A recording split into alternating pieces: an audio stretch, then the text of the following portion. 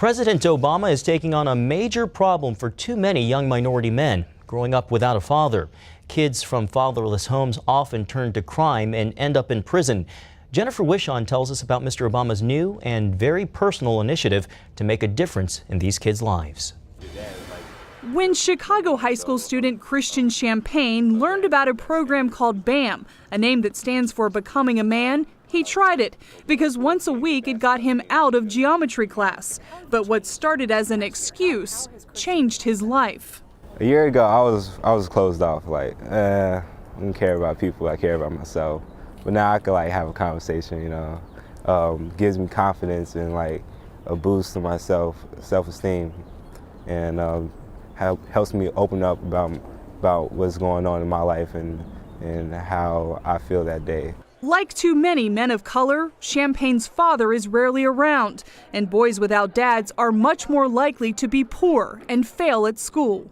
Your dad is the #1 goal of that standard of how to be a man and how to handle your business like a man. Thursday, he introduced another man who grew up without his dad, the President of the United States. I could see myself in these young men. And the only difference is that I grew up in an environment that was a little bit more forgiving. So when I made a mistake, the consequences were not as severe. So the president is launching My Brother's Keeper, a new initiative to encourage more programs like BAM that keep minority men on track by helping them mature emotionally and set worthwhile goals. Instead of tax dollars, private foundations are investing hundreds of millions of dollars to find out which strategies work.